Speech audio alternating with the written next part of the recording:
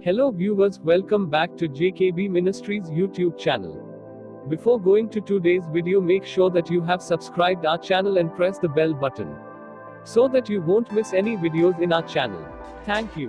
அன்பான தேவ பிள்ளைகளே, மகிமையான இயேசு கிறிஸ்துவின் ராஜரீக பெசலையில் திருச்சபை வழங்கும் விடுதலையின் நேரம் இதோ உங்களுக்காக. பிரியமான தேவனுடைய பிள்ளைகளே, ஆண்டவராகிய இயேசு கிறிஸ்துவின் ஈடு இணையில்லாத ஒப்பற்ற திருநாமத்திலே உங்களை யாவரையும் நான் வாழ்த்துகிறேன். இந்த நாளிலும் கூட ஒரு மேன்மைமிக்க தேவ செய்தியை நாம் கேட்க போகிறோம். இயேசு கிறிஸ்து இந்த பூமியில வந்து பலவிதமான அற்புதங்களை செய்தார். அவர் தேவன் அல்லவா? ஆகவே அற்புதங்களை செய்தார். அந்த அற்புதங்கள் ஒவ்வொன்றும் பிரமிக்கத்தக்கதான ஒரு வகையிலே இருக்கிறது. வெறும் அற்புதம் மாத்திரம் நாம் அறிந்திருக்கிறோம். சுகப்படுத்தினார், இவ்விதமாக கண்களை சுகப்படுத்துகிறார், தெரியும்படியாய் கண்கள் தெரியும்படியாய் செய்கிறார், காதுகளை திறக்கிறார், நடக்கிறார்கள். இவ்விதமாக பிசாசு பிடித்தவர்கள், தீராத வியாதி, இவைகளெல்லாம் ஆண்டவர் நீக்குகிறார். இதுதான் நமக்கு தெரியும் இல்லையா? இதுக்குள்ளாக இருக்கிற மறைக்கப்பட்ட ரகசியம் ஒவ்வொன்றும் என்ன என்ன என்பதை நாம் அறிந்து கொண்டு வருகிறதான தேவ செய்திகளை நீங்கள் கேட்டு பாருங்கள். ஜேகேபி மினிஸ்ட்ரிஸ் அப்படின்னு போட்டு யூடியூபின் வாயிலாக நீங்க பாத்தீங்கன்னு சொன்னா நிச்சயம் ஆழமான சத்தியங்கள், நமக்கு பிரயோஜனமுள்ள சத்தியங்கள், நம்மை விடுதலையாக்குகிறதான விடுதலை நற்செய்தியின் வார்த்தைகள் அதில் அடங்கி இருக்கிறது. ஆகவே கேட்டு தேவ பலன் பெறுங்கள், அநேகருக்கு ஷேர் பண்ணுங்க. தேவ ஆசீர்வாதத்தை நீங்களும் பெறும்படிக்கு இந்த ஊழியத்தினுடைய பங்கும் பாத்தியமாய் தேவாதி தேவன் ராஜரீக ஆசீர்வாதத்தின் ஊழியத்துல உங்களுக்கும் ஒரு பங்கு உண்டாயிருக்கும்படியாக தேவன் அருள் செய்வாராக. இந்த நாளிலும் கூட பிரியமானவர்களே, ஒரு மேலான செய்தி தேவனும் ஆட்டுக்குட்டியானருமாய் இருக்கிறதான சிங்காசனத்திலிருந்து நமக்கு கொடுக்கும் போது என்னன்னா, செய்தியின் தலைப்பாக பார்க்கும்போது குணமடைந்த கரம் என்று சொல்லி நாம் இதன் வாயிலாக பார்க்கிறோம். இந்த தேவ செய்தி நாம் ஒவ்வொருவருக்கும் குணமாக்கும் அற்புத விடுதலையின் நற்செய்தியாய் அமைந்திருக்கிறபடியினாலே இது மிக மிக மிக மிக பிரயோஜனமுள்ள தேவ செய்தி. இதை முழுமையாக கேட்டு முழுமையான ஆசீர்வாதத்தை நாம் பெறுவதற்கு நாம் ஒரு நேரத்தை ஒதுக்கி நாம் கேட்போமாக. பிரியமானவர்களே, வார்த்தை என்பது மிகவும் முக்கியமானது. தேவனுடைய வார்த்தையில வல்லமை உண்டு என்று நாம் பார்க்கிறோம். வார்த்தைக்கு வல்லமை உண்டு அப்படின்னா அந்த வார்த்தையிலே கலந்திருக்கிறதான காரியம் என்னவென்றால் ஆவியும் ஜீவனும். ஆகவேதான் தேவனுடைய வார்த்தை யாவும் ஆவியாகவும் ஜீவனுமாயும் இருக்கிறது என்று தெல்ல தெளிவாக நாம் வாக்கியத்தை நாம் வாசிக்க கேட்டிருக்கிறோம். ஆச்சுங்களா? இப்போ என்னன்னா, வார்த்தைகள் மூன்று விதத்தில் இருக்கிறது. ஒரு வார்த்தை என்னன்னு கேட்டீங்கன்னா மனிதனுடைய வார்த்தை. இந்த மனிதனுடைய வார்த்தையை பார்க்கும் போது என்னன்னு கேட்டீங்கன்னா, இந்த மனிதனுடைய வார்த்தையில 10 விதமான குறைபாடுகள், 10 விதமான பொல்லாப்புகள் இருக்கிறது. இந்த பொல்லாப்புகள் நிறைந்த வார்த்தைகளுக்குள்ளாக சாத்தானுடைய வார்த்தையும் துணிக்கிறான். ஆச்சுங்களா? இரண்டாவது சாத்தானுடைய வார்த்தை. அந்த சாத்தானுடைய வார்த்தையும் மனிதனுடைய வார்த்தையும் கலந்துதான் இருக்கிறது. அது எப்படியாய் கலந்து இருக்கிறது என்று பார்க்கும்போது பாத்தீங்கன்னா, சாதாரண மனுஷீக வார்த்தை, எப்போ பார்த்தாலும் மாம்சமான வார்த்தை, எப்போ பார்த்தாலும் உலகத்துக்கு அடுத்த வார்த்தை, எப்போ பார்த்தாலும் உலகத்துக்குரிய எல்லா விதமான காரியங்களை வச்சு வச்சு பேசுகிறது. இது உலக வார்த்தை. இந்த உலக வார்த்தை சாதாரண மனிதனுடைய வார்த்தையாய் முதலாவது வருகிறது. இரண்டாவது வார்த்தை என்னன்னா, மனிதனுடைய வாயிலிருந்து வருகிற வார்த்தை கொல்லும் வார்த்தை, கொலை செய்யும் வார்த்தை. கத்தி எடுத்து தான் ஒரு மனுஷனை கொல்லணும்ன்றது கிடையாது. வார்த்தையினாலே கொன்று போட தக்கதான வார்த்தை வருகிறதாம். அப்படிப்பட்ட வார்த்தை என்ன தெரியும் தெரியுமா? மனுஷனுடைய ஆயுசு நாட்களின் சக்கரத்தையே கொளுத்தி விடத்தக்கதான பொல்லாத தீய நெருப்பாய், ஆச்சுங்களா, கொல்லும் நெருப்பாய், எரிக்கும் நெருப்பாய் அது வருகிறதாம். இரண்டாவது. மூன்றாவது பாத்தீங்கன்னா நயவஞ்சகம், பயங்கரமான நயவஞ்சகம்.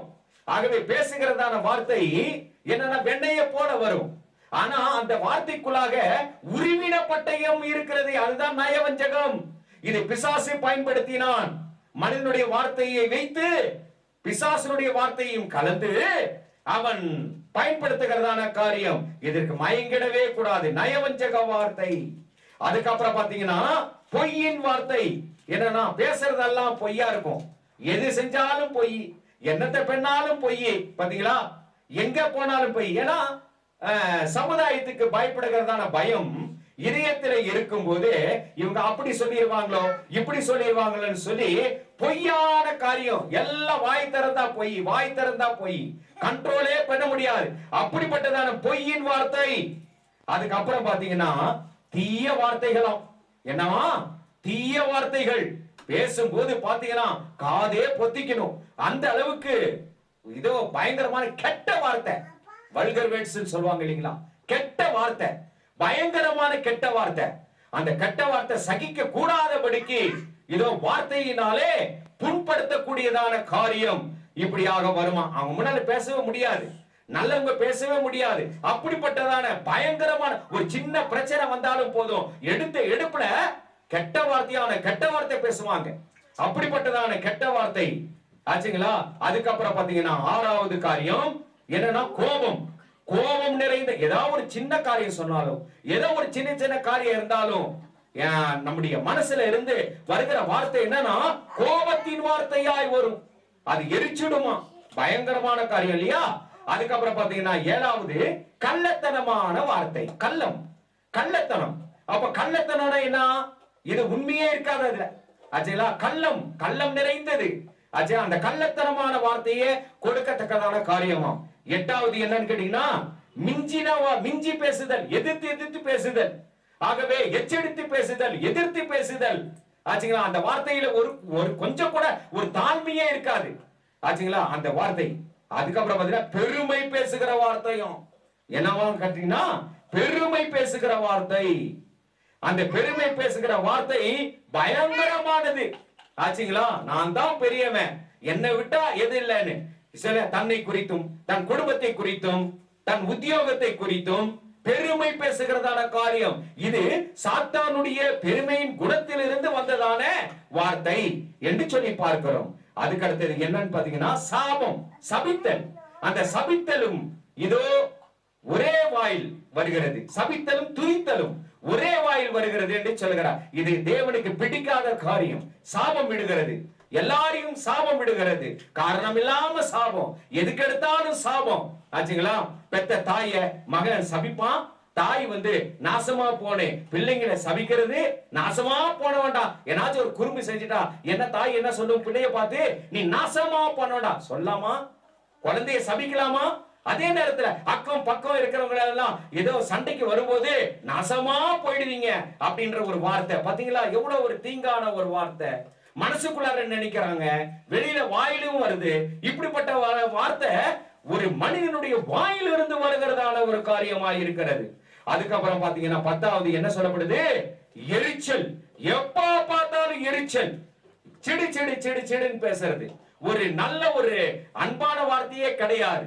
இப்படி ஒரு 10 விதமான வார்த்தைகள் மனிதனுடைய வார்த்தையோடு கூட கலந்திருக்கிறபடியினாலே இதை பார்த்தார் தேவன். இந்த கொல்லும் வார்த்தை, இந்த நயவஞ்சக வார்த்தை, இந்த பொய்யின் வார்த்தை, இந்த சாபத்தின் வார்த்தை, இப்படியா 10 விதமான காரியம் இவனுக்குள்ளாக கலந்திருக்கிறது. ஆகவே இவனுடைய இருக்கிறதான நடக்கைகள் நல்ல நடக்கைகளாய் வரணும், வாயின் வார்த்தைகள் கரெக்டா இருக்கணும் அப்படின்னு சொல்லிதான் ஆண்டவர் 10 கட்டளைகளை கொடுத்தார். எப்படிப்பட்ட காரியம் பாத்தீங்களா, இவ்வளவு அற்புதமானது அல்லவா? ஆகவே 10 விதமான கட்டளைகளை கொடுத்து தேவன் முழு சரீரத்தையும் அவருடைய கண்ட்ரோலுக்குள்ளார கொண்டு வராரு பாருங்க. இது எவ்வளவு பெரிய விஷயம் பாத்தீங்களா, எவ்வளவு பெரிய விஷயம்.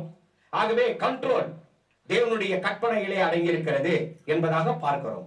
அடுத்தபடியாக பார்த்தாக்கா 2வது வார்த்தை தேவ வார்த்தை. அந்த தேவ வார்த்தையில எவ்வளவு அற்புதம் இருக்கு தெரியுமா? எத்தனை அதிசயம் இருக்கு தெரியுமா?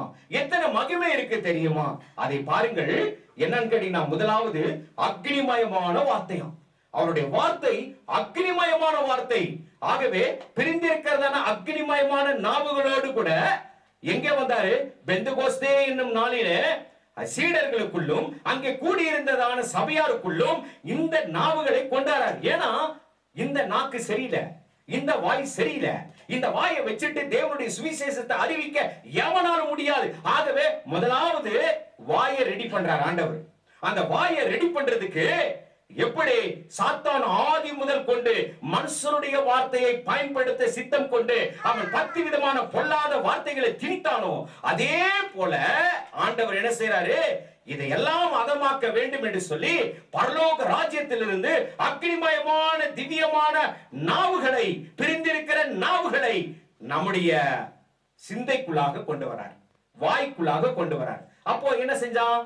மாம்சீக வார்த்தையை பேசிக் கொண்டு வந்ததான இந்த வாய் இப்போ தேவனை துதிக்கும்படியான வாயாய் மாறுகிறது. ஆச்சரியம் அல்லவா? அதுதான் உன்னத பலன் என்று சொல்வார்கள். அந்த உன்னத பலன் பெற்றவன் என்ன செய்வானா? வாயிலிருந்து அக்னிமயமான வார்த்தைகளை புறப்பட செய்வான். அந்த அக்னிமயமான வார்த்தைகள் சகல விதமான சாபங்களையும், சகல விதமான அகோரங்களையும், சகல விதமான எல்லா விதமான தேவனுக்கு பிடிக்காத குப்பைகளையும் தூசிகளையும் எரிச்சு போட்டுடும். அக்னிமயமான வார்த்தை ஆச்சுங்களா? பாவங்களை சுட்டெரித்து விடும் அக்னிமயமான வார்த்தை. இரண்டாவது பாத்தீங்கன்னா என்னவா? மன்னிப்பின் வார்த்தை. என்னங்க? பிற குற்றங்களை நீங்கள் மன்னிக்கும் போது பரமபிதா உங்கள் குற்றங்களை மன்னிப்பார். அப்போ வார்த்தையினாலே நம்ம மன்னிக்க கூடியதான ஒரு காரியம் இருக்கணுமா? ஆண்டவர் தேவன் நமக்கு மன்னித்தது போல நாமும் பிறரை மன்னிக்கும்படியான வார்த்தைகள் நம்முடைய வாயிலிருந்து புறப்படப்படணுமா? எவ்வளவு பெரிய விஷயம் இது! தேவனுடைய குணத்திலிருந்து வந்த காரியம். மூன்றாவது ஆசீர்வாதம். நீங்க நல்லா இருங்க, நான் உங்களுக்காக ஜெபம் பண்றேன் அப்படின்னு சொல்லி என்னன்னா ஆசீர்வாதம் கூறுதல், வாழ்த்துதல் கூறுதல். இவ்விதமாக அந்த வாழ்த்துதலும் ஆசீர்வாத வார்த்தையும் தேவனிடத்தில் இருக்கிறபடினாலே நாம் தேவனுடைய பிள்ளையாய் மாறும்போது நம்ம ஆசீர்வாத வார்த்தைகளாய் கடந்து வருமா? ஆச்சுங்களா? அதுக்கப்புறம் பாத்தீங்கன்னா இருபுறமும் கருக்குள்ள பட்டயம். அந்த இருபுறமும் கருக்குள்ள பட்டயம் என்பது மேலானதுங்க, அருமையானதுங்க. ஆகவேதான் அது ஜீவனும் வல்லமையும் உள்ளதான வார்த்தை, ஞானமிக்க வார்த்தை, ஆசீர்வாதமிக்க வார்த்தை. அந்த இருபுறமும் கருக்குள்ள பட்டயம் என்கிறதான வார்த்தை அது என்ன செய்யறாரு? நாவிலே சொருகி வைக்கிறார் தேவன், வாயிலே வைக்கிறார் தேவன். எவ்வளவு பெரிய காரியம் பாத்தீங்களா? அதோடு மாத்திரமல்ல, என்ன சொல்லப்படுது? பரிசுத்தம், பரிசுத்தம், பரிசுத்தத்தை பேசுகிற வார்த்தை, பரிசுத்தமான வார்த்தைகளை பேசுகிற வார்த்தை என்று சொல்லப்படுகிறது. சீர்படுத்தும் வார்த்தைகள் என்று சொல்லப்படுகிறது, வல்லமையான வார்த்தைகள் என்று சொல்லப்படுகிறது. ஆச்சுங்களா? மெய் ஞானத்தை போதிக்கும் வார்த்தை என்று சொல்லப்படுகிறது. அன்பின் வார்த்தைகள் பாருங்க, இவ்வளவு காரியங்கள் இருக்கு பாருங்க. அன்பான வார்த்தை, அன்பின் காரியங்கள் சொல்லப்படுகிறது. அதுக்கப்புறம் ஜெப விண்ணப்பம், வேண்டுதல், ஏறெடுக்கிறதான வார்த்தை ஒரு மனிதனுடைய வாயிலிருந்து வந்து கொண்டே இருக்குமாம். அப்படிப்பட்ட ஒரு ஆசீர்வாதம் தேவனுடைய பாத்திரமாய் நாம் மாறும்போது இந்த வார்த்தைகள் எல்லாம் நம்ம இடத்துல இருந்து வருமா. அதுக்கப்புறம் தீர்க்க தரிசன வார்த்தைகள் பாத்தீங்களா? அதோடு மாத்திரமல்ல, தேவ கற்பனையை சொல்லுகிறதான உதடு, நாக்கு, வார்த்தை அப்படின்னு சொல்லப்படுது. தேவனுடைய கற்பனை, அந்த கற்பனையை இதோ சொல்லுகிறதான வாயாய் நம்முடைய வாய் மாற்றுவாராம். அதோடு மாத்திரமல்ல, அதிசய வார்த்தைகள், அற்புதம் செய்கிறதான வார்த்தைகள். பாத்தீங்களா? சொன்னா போதும், அவர் சொன்னா அது அப்படியே நடக்கும். அவர் தமது வார்த்தையை விடுத்து சுகமாக்குகிறார் என்று சொன்னால், இன்னைக்கு அவருடைய நாமத்தை சொல்லி வைத்து இந்த name of Jesus of Nazareth, இயேசுவின் நாமத்தினாலே சுகம் உண்டாவதாக அப்படின்னு சொன்னா சுகம் கிடைக்கும். இயேசுவின் நாமத்தினாலே பிசாசுகளை துரத்தக்கூடியதான வார்த்தை, அது உன்னதமான வல்லமைக்குரிய வார்த்தை. இப்படியாக சொல்லிக் கொண்டே போகலாம். ஆகவே தான் என்னன்னா, நாம் ஆண்டவருடைய பாத்திரங்களாய் மாறினால் மனுஷனுடைய வார்த்தை எப்படியா மாறும்னா தேவ வார்த்தையாய் மாறும். நாம் வெறும் சாதாரண மனிதர்களாய் நாம் இருந்தால் பிசாசு நம்முடைய வார்த்தைகளை பயன்படுத்தி விடுவான். ஆகவேதான் வார்த்தையின் சொல் மிக மிக முக்கியம். ஆகவேதான் வேதம் சொல்லுகிறது, தேவ சமூகத்தில் நாளாவது தேவ தூதர்களுக்கு முன்னதாகவாவது என்னன்னா நீங்க உங்க வார்த்தைய கவனமா பேசணும். தேவ தூதர்களுக்கு முன்பாகவும் தேவ சமூகத்திலும் நம்ம பேசுகிறதான வார்த்தை, பொருத்தனை செய்கிற வார்த்தை, பதறி கூட ஒரு வார்த்தை சொல்லக்கூடாதாம். பாத்தீங்களா? ஆகவேதான் உன் வாயின் வார்த்தையினாலே நீ பிடிபடுவாய் என்று வேதத்தில் எழுதப்பட்டிருக்கிறதுங்க. சாதாரணமான காரியம் அல்ல. ஒவ்வொரு மனுஷனும் வாயிலிருந்து வருகிற வார்த்தையினாலே அவன் பிடிபடுவான். தேவன் கணக்கு பண்ணி எழுதி வைத்திருக்கிறான். ஆச்சுங்களா? ஆகவேதான் இவைகளுக்கெல்லாம் நம்ம ரொம்ப எச்சரிக்கை உள்ளவர்களா இருக்க வேண்டும் என்று சொல்லப்படுகிறது. ஆண்டவராகிய இயேசு கிறிஸ்துவும் கூட இந்த பூமிக்கு வந்த பொழுது ஆசீர்வாத வார்த்தைகளை அவர் சொன்னார், சுத்திகரிக்கிற வார்த்தைகளை சொன்னார், அற்புதம் செய்கிற வார்த்தை அவர் வாயிலிருந்து கருக்குள்ள பட்டயமாய் வெளியே வந்தது. இப்படியாக இப்பூமிக்கு இயேசு கிறிஸ்து வந்ததின் நோக்கமே என்ன தெரியுமா? அவருடைய வாயிலிருந்து என்னன்னா சுகமளிக்கிறதான வார்த்தை எல்லாருக்கும் கொடுக்க வேண்டும் என்று சொல்லி அது அப்படியே நிறைவேறினது. எப்படி நிறைவேறினது என்று பார்க்கும்போது சுகப்படுத்தின வார்த்தையாய் அமைந்தது இயேசுவின் வார்த்தை, விடுவிக்கிற வார்த்தையாய் இருந்தது, காயம் கட்டுகிறதான வார்த்தையாய் இருந்ததாம். பாத்தீங்களா? இதைதான் வேத வசனத்தை வாசித்து பாருங்கள். ஏசாயா தீர்க்கதரிசி புத்தகம் 42வது அதிகாரம் 6-7 வசனங்கள். நீர் குருடருடைய கண்களை திறக்கவும், கட்டுண்டவர்களை காவலில் இருந்தும் இருளில் இருக்கிறவர்களை சிறைசாலையிலிருந்தும் விடுவிக்கவும், கர்த்தராகிய நான் நீதியின்படி உம்மை அழைத்து உம்முடைய கையை பிடித்து உம்மை தற்காத்து உம்மை ஜனத்துக்கு உடன்படிக்கையாகவும் ஜாதிகளுக்கு ஒளியாகவும் வைக்கிறேன். போதும். பாத்தீங்களா? எப்படிப்பட்ட பயங்கரமான வார்த்தைகள்! பாத்தீங்களா? ஒரு மனுஷனையே தெய்வீக மனிதனாய் மாறுவதற்கு ஏதுவான சத்துவம் நிறைந்த வார்த்தை இயேசு கிறிஸ்து மாத்திரம் அல்ல, ஆதி முதல் கொண்டு பிதாவாகிய தேவன் பிதாவின் காலத்தில் இருக்கும் போதே அவர் சொல்லிக் கொண்டே வந்தார், ஆசீர்வாதம் உரைத்து கொண்டே வந்தார், மனுஷனை தயார் செய்து கொண்டே வந்தார்.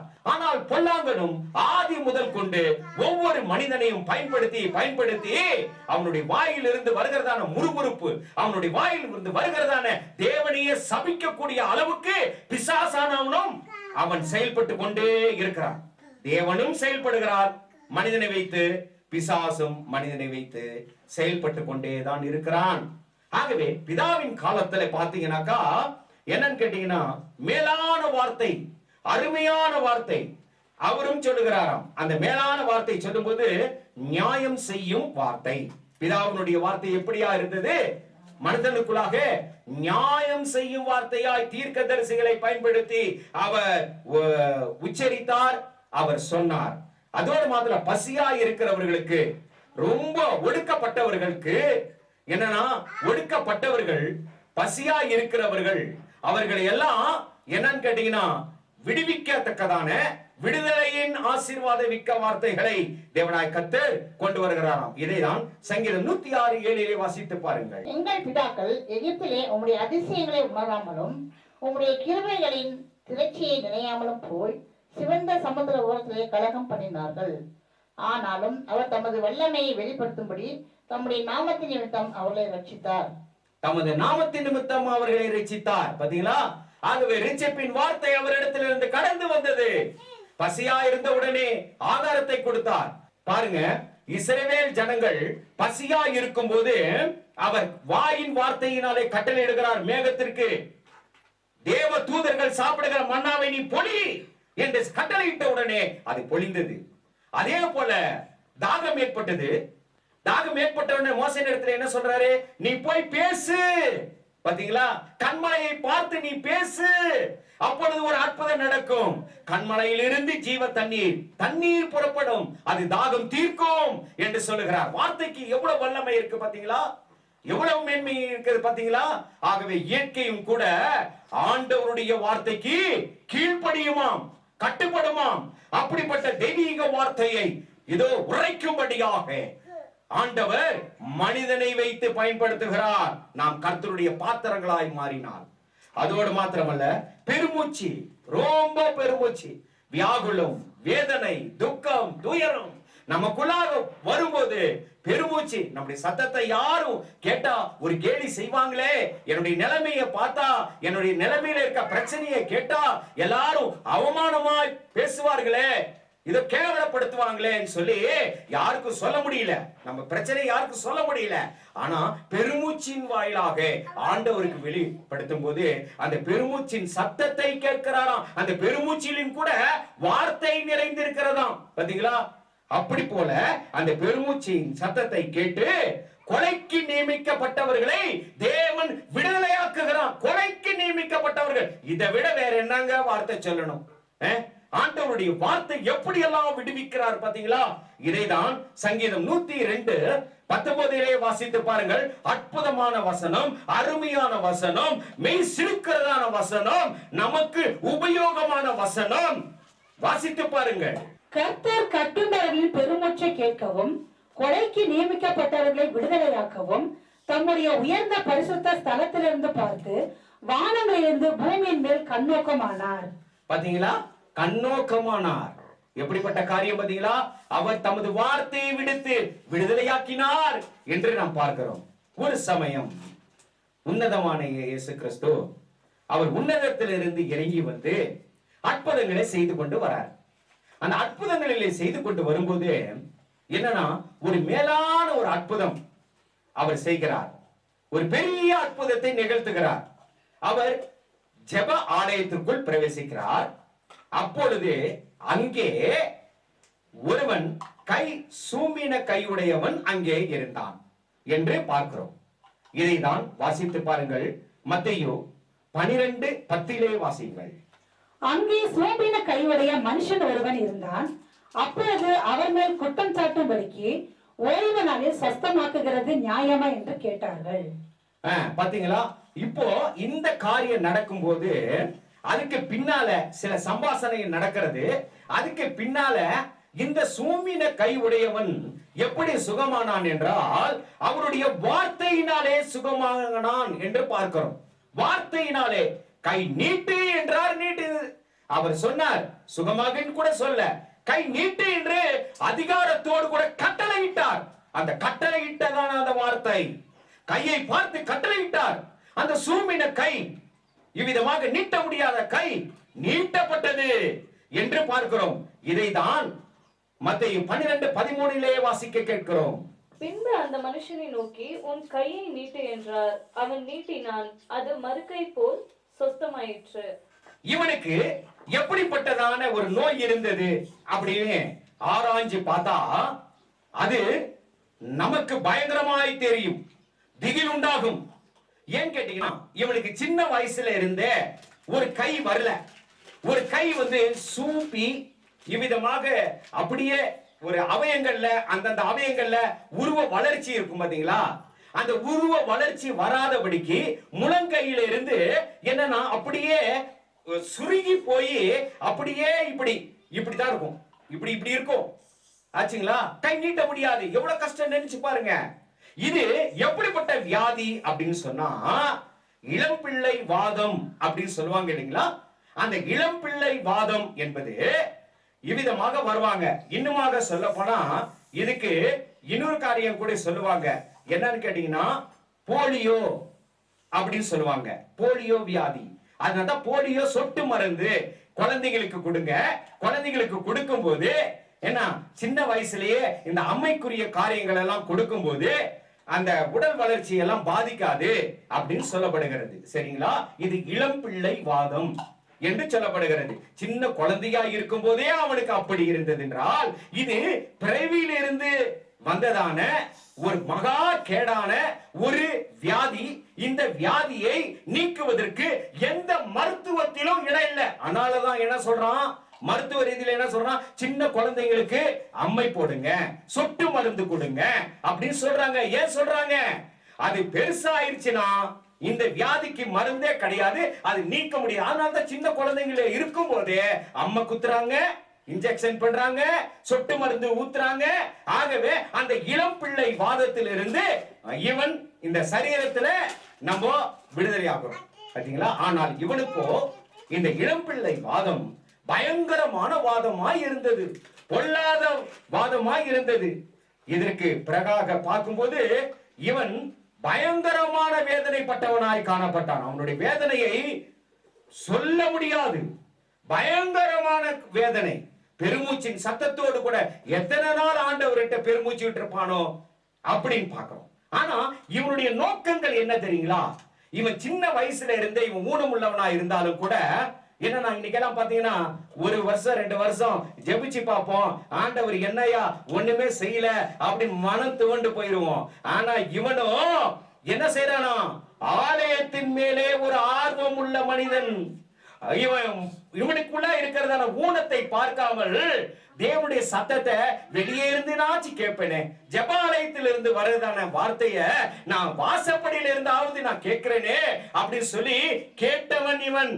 ஆகவேதான் ஆலயத்தின் நோக்கமாய் இருந்தபடியினாலே, ஆலயத்திற்கு போகிறவனாய் இருந்தபடியினாலே, ஆலயத்தின் வாசப்படியிலே வீற்றிருந்தவனாய் இருந்தபடியினாலே, அந்த நேரத்தில் இயேசு கிறிஸ்து அந்த ஜெபாலயத்துக்கு வந்தபடியினாலே இவனை சுகமாக்குகிறார். பாத்தீங்களா, எவ்வளவு பெரிய காரியம், எவ்வளவு பெரிய ஆசீர்வாதம். ஆகவே தாங்க இயேசு கிறிஸ்து அவர் எப்படிப்பட்டவர் தெரியுமா? சாதாரணமானவர் அல்ல. அவர் மிக உயர்ந்த நல்ல குணத்தை உடையவர். அந்த நல்ல குணத்தை உடையும் போது அவர் வந்ததின் நோக்கமே என்ன தெரியுங்களா? நன்மை செய்கிறவராய் சுற்றி திரிந்தார். வேதத்திலே வாசித்து பாருங்கள், அப்போஸ்தலர் புஸ்தகம் 10வது அதிகாரம் 38வது வசனம். நசரேயனாகிய இயேசுவை தேவன் பரிசுத்த ஆவியினாலும் வல்லமையினாலும் அபிஷேகம் பண்ணினார். தேவன் அவருடனே கூட இருந்தபடியினால் அவர் நன்மை செய்கிறவராயும் பிசாசின் வலைமையில் அகப்பட்ட யாவரையும் குணமாக்குகிறவராயும் சுற்றி திரிந்தார். பாத்தீங்களா, சுற்றி திரிந்தார். ஆகவேதான் அவருடைய கையை நீட்டி, இயேசு கிறிஸ்துவினுடைய கையை நீட்டி என்னன்னா அநேக பேருக்கு சுகம் கொடுக்கிறார். வாயின் வார்த்தைகளினாலே சுகம் கொடுக்கிறார். சரீரத்தில் இருக்கிறதான அந்த ஆடையை தொட்டவுடனே வல்லமை பாய்ந்தது. கண் பார்வை பட்டவுடனே சுகம் பெற்றார்கள் என்று சொல்லி பல வகையிலே தேவன் நன்மை செய்கிறவராய் சுற்றி திரிந்தார். முன்னர் வசனம் சொல்லப்படுது பாத்தீங்களா, என்னன்னா அவருடைய கை குறுகி போயிற்றோ இல்லையே, அவருடைய கை குறுகி போயிற்றோ இல்லையே, அவருடைய கை நன்மை செய்யும்படியாக அருளிச்சை இருக்கிறது. ஆகவேதான் தேவனுடைய கை குறுகி போகவில்லை, அது ஆசீர்வாதம் நிறைந்த கை. அதே போல என்னால் உண்டாக்கப்பட்டதான படைக்கப்பட்டதான மனிதனும் கூட அவன் சூம்பின கையுடையவனாய் இருக்க கூடாது என்று சொல்லி தேவன் இப்படிப்பட்ட ஒரு சுகத்தை, மேலான சுகத்தை கொடுக்கிறார். பாருங்கள், இதுல ஆவிக்குரிய வகையில நாம் பார்க்கும்போது, ஆவிக்குரிய அர்த்தத்தை பார்க்கும்போது இந்த சூம்பின கை ஆவிக்குரிய வகையில எப்படியா இருக்கு அப்படின்னு பார்க்கும்போது, மேல கையெல்லாம் நல்லா இருக்கலாம், நம்ம சரீரத்துல ஒரு வேலை நல்லா கை காலு ஆச்சுங்களா, கண்ணு காதெல்லாம் நல்லா இருக்கலாம், முழு அவயமும் பரிபூர்ணமா இருக்கலாம். ஆனா எதிலே ஊனமுள்ளவனா இருக்கிறான் மனுஷன்? ஆன்மாவிலே ஊனமுள்ளவனா இருக்கான். எப்படி ஊனமுள்ளவனா இருக்கான்? எப்படி சூம்பின கை உடையவனா இருக்கிறான் அப்படின்னு சொல்லி பார்க்கும்போது, முதலாவதாக என்னன்னா ஆண்டவரை கும்பிடாத கை, தேவனை தொழுது கொள்ளாத கை, அது எது யார்கிட்ட இருக்கிறதோ அவர்கள் சூம்பின கை. இன்னுமாக சுருக்கமாக சொல்லி கொண்டு போகிறேன்.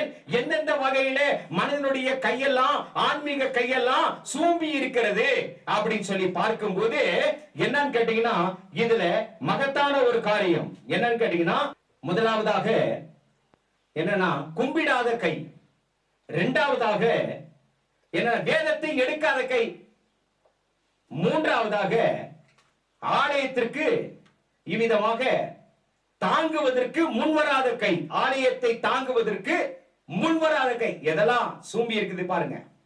நான்காவது என்னன்னா தூக்கி எடுக்காத கை. ஐந்தாவது பாத்திரத்தை எடுத்து, ஆசீர்வாத பாத்திரத்தை எடுத்து தேவனுடைய ரத்தத்தையும் உன்னதமானவருடைய சரீரத்தினுடைய ஆசீர்வாதங்களை நிறைவேற்றாத கை, அது ஊழியக்காரனுடைய கை ஆச்சுங்களா.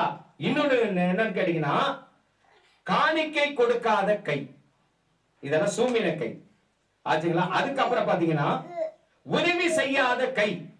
இவைகள் எல்லாம் என்னன்னு கேட்டீங்கன்னா இப்படி சொல்லிக்கொண்டே போலாம்.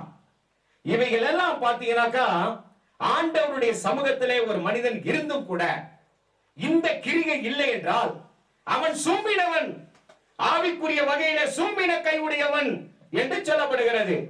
ஆனால் இந்த காரியத்துல ஒரு மனிதனுடைய பகுதியில 2 பகுதி இருக்கிறது. தாயின் கர்ப்பத்தில் இருந்து ஆண்டவரை தெரிந்து கொள்கிற வரைக்கும் அவன் எப்படியா இருக்கிறான்? ஆண்டவரை தெரிந்து கொள்ளாமல் இருக்கிற வரைக்கும் தாயின் கர்ப்பத்தில் இருந்து, மறுபடியும் சொல்றேன், தாயின் கர்ப்பத்தில் இருந்து பிறந்து ஆண்டவரை அறியாதவனாய் இருக்கிற வரைக்கும் அவன் கை கால் நல்லா இருந்தாலும் அவன் ஆன்மீகத்திலே சூம்பின கையுடையவனாய் இருக்கிறான் என்பது அர்த்தம். ஆண்டவரை தெரிந்து கொண்ட பின்னால இவன் எங்க வருகிறான்? ஆலயத்துக்கு வருகிறான். அந்த சூம்பின கையுடையவன் எங்கே இருந்தான்? ஜெப ஆலயத்திற்கு பக்கமாய் இருந்தவன். பாத்தீங்களா? ஆராதனையினுடைய வார்த்தையை கேட்டு பழகினவன், தேவ வார்த்தையை கேட்க ஆர்வமாய் தேவாலயத்துக்கு வருகிறவன்.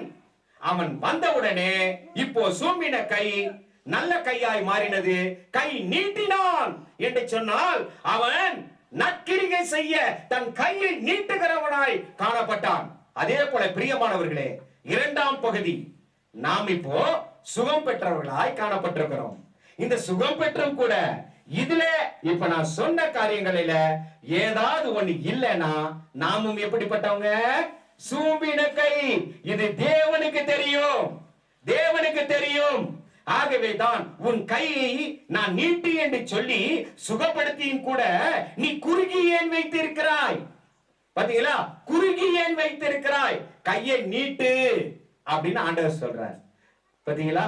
ஆகவே பிரயோஜனம் உள்ள கரமாக இருக்க தேவாதி தேவன், குணமடைந்த கரங்களாய் இருக்க உன்னதமான தேவன் நமக்கு ஒத்தாசை அளித்து நம்மை ஆசீர்வதித்து இந்த செய்தியின் வாயிலாக அதி உன்னத ஆசீர்வாதத்தை நமக்கு தேவன் கொடுப்பாராக.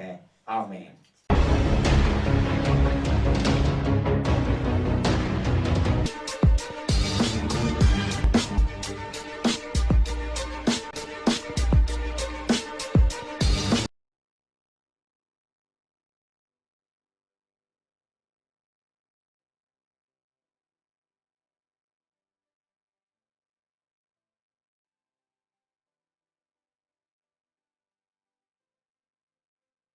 பிரியமான தேவ பிள்ளைகளே, இப்பொழுது கேட்டதான விடுதலையின் நற்செய்தி உங்களுக்கு அதிக பிரயோஜனமாக இருந்தது என விசுவாசிக்கிறோம். இந்த தேவ ஊழியம் அநேக நெருக்கங்களின் மத்தியில் நடந்து கொண்டிருப்பதால் இந்த டிவி ஊழியத்தை ஜெபத்தாலும் உங்கள் கையின் பிரயாசத்தாலும் தாங்கி தேவ ஆசீர்வாதம் பெறுங்கள். உங்கள் ஜெப தேவைக்கு தொடர்பு கொள்ள வேண்டிய முகவரி: மகிமையான இயேசு கிறிஸ்துவின் ராஜரீக ஊழியம், ரெவரண்ட் கேபா ராஜ், எல்என் காட்டேஜ், ஆஸ்பத்திரி ரோட், உதகை. கைபேசி எண் 9435234477 மற்றும் 78717177